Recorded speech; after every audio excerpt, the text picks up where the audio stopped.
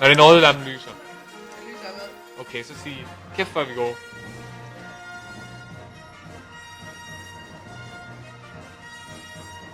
Altså, det her det er bare det bedste hold, jeg nogensinde har set lave det her søger skovkast der.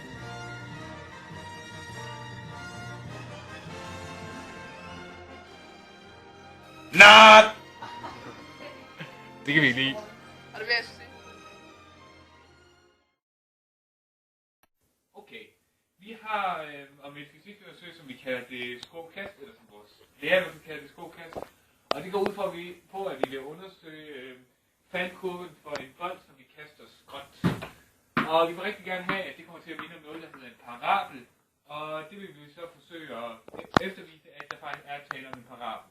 Til det formål har vi fantastiske Simons computer her, og et kamera, som lige er faldet på gulvet her. Så det er et rigtig førsteklasses webcam her. Derudover så har vi en lækker software, som hedder Logger Pro, som lå på en USB, som vi lige var så fik udleveret af vores fysiklærer. Og så er den ting, vi har udover, vi har en rigtig, rigtig fed tennisbold. Og den kommer her, og jeg kunne ikke se. Ja, stop.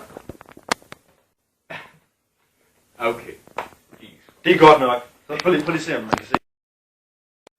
Og nu står vi så her og er ved at være parat til at gå i gang, og vi har sat kameraet nok så nydeligt op på nogle kasser herovre, sammen med Simons yndige computer der. Og så står jeg her med en bold, og har nu tænkt mig om lidt at give mig til at kaste det sådan gennem lokalet her, så vi kommer til at få noget, der minder om en kasteparabel.